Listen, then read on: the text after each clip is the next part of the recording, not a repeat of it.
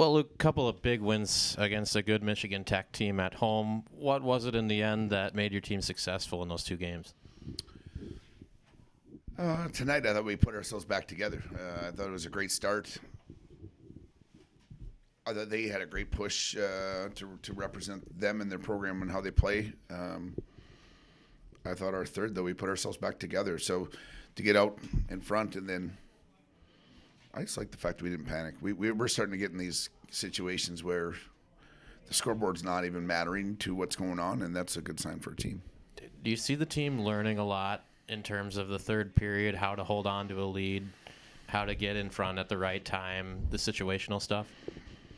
Yeah, I mean, we're trying to eliminate hold on and those areas of our game. We need to keep pushing, and we need to find the scoreboard say 0-0 and really not change our game except for emphasize the commitment to what it is. And I think early in the year, for me, that's probably what got us in trouble. We were holding on instead of like still making plays and understanding what every zone means to us. So, but yeah, the fact that they hung in there and swung back was good for us. Zetterberg's been a key contributor here for a couple of games. Is it exciting to see him get on the scoreboard and get rewarded for the work that he's put in? Yeah, I mean, overdue a little bit. Not on his end either. Just the puck luck wasn't really going his way. I think he found himself determined. He's around the net. Like, last night he doesn't score on a big rush from Luigi backdoor. He doesn't get done. Then he gets it done on the flip side of it. And then tonight he gets greasy around the net and scores a rebound goal. He's a hard guy because he's got great edges and he gets inside and he can be pesty when he needs to be pesty, and that's probably a promising sign for what he needs to do. And I think he's found out that our league it's thick, it's hard around the cage, and so he's finding different dimensions to his game to help himself that way. What was the key for you guys to not let Michigan Tech score on 5-on-5? I thought we were pretty in the neutral. We didn't give up a lot of territory as far as when it came into our end. I thought we got our exits. We didn't. Their second period push was our breakout turnover to their forecheck credit. Like they pressured hard. We couldn't get it past pinch and D for whatever reason. We were kind of getting in a sword fight instead of a man's battle, and that was probably the dilemma we had there for a bit. But otherwise, we were able to get our exits and move out of our zone, which is keeping it further away from our net.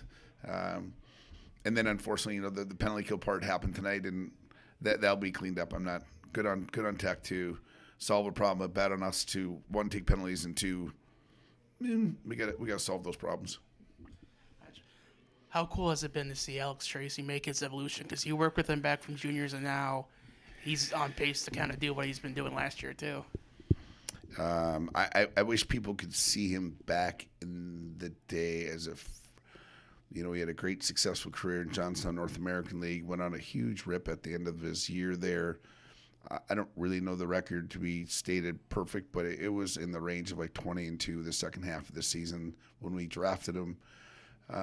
He came in and he had a really good mentor, Kira Schmid, who's in Vegas right now as a goalie. And I thought his winning the Clark Cup was a huge stage for Trace. And the other part I would tell you, turn back pages to me coaching Sioux City and Hasty coaching here, and they committed to Alex as a 20. Alex was betting on himself, and he was kind of going through a moment where I think he was trying to figure out, man, am I gonna get a commitment or not? And then he does, and then he takes off and does his thing. And probably a foolish coach of myself. I should have played him more my first year when I was here instead of trying to be even down the middle, not show a favorite. But he's an easy one to have as a favorite. It's so cool. He's a rock star of a human, which makes it even more, everything he does on the ice is a tenth of what he is off the ice.